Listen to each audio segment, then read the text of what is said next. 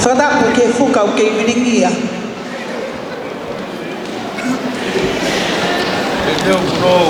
Moi ho eiki ho ta whanua. Fradapo foki ke wharalangilangi o mea. Fradapo ke eiki minister ko ngau e takmamanta moi whalau eva. Pe foki ke kau whamao mo ki motol ko tape. Tau lo nuku e malu e whareni. Kaya tā ke ulave tuu ke kakei o Miss Tourism Tonga, Michelle Moturiki. Te unga taulunga Michelle Moturiki, nai ngauhia me he wheta aki. Aia nai tā, whakapā, pea opo me he whangawhariki pako. Pena e kostongi iki o whakauno, o whakatatau ke ngahi ika whakaofo-ofa o e o seni. Koe whau, nai tata o ia i he matātahi laulo taha ko ia ko riku one. I he ese o salo te. Pena e whi pea tui takai o whakatapa aki ai uno. Kono puluka whana e tori ia me hiku tamore. O haha pea whi he ne tangata iki. O whakatapa aki ai uno. Ke whakailonga aki ai whakaofo-ofa ai ika o e oseni. Kono tek-teki mono noo. Kono tui whakamatalai a kau ia o e uno. Ke ne tala ho taanga whakakau ngā mea. O toki pito aki ia ai lose na e pelu. Pea hai aki ai whau. Hono kahoa, mono vesa. Hono tui taka ia ai uno. Pea fungani aki ia ai lose na e ngauhi me he whau. Kono lolo tākai na e ngauhi. Me utulangi kawa, lolo halai walu, whata mawhana. Me ngahi akau kakala tu whanua. Oi whata mawhana. Pea lote whakataha he ene whangawhae. Ke whelu teni ai alaha o ngahi kakala. Ke ne tākai ko hono whakamomoko. Kono langi tau olunga na e whiri ia me he taha o ngahi taanga i loa ko ia a Queen Salote.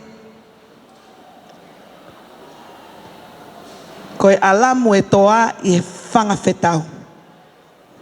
Tua o whaiki atu Miss Tourism Tonga, Michelle Moturiki. Ko sa lunga ko le fuiva ta ngai mai mo Queen Salote.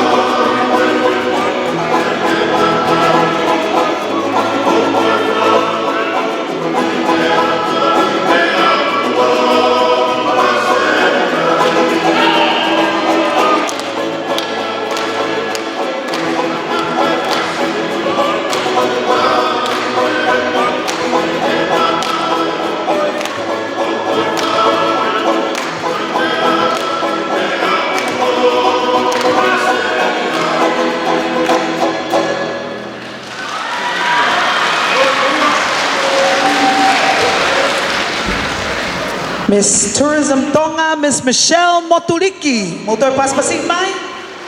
Papa-phone na iya, Tourism Tonga.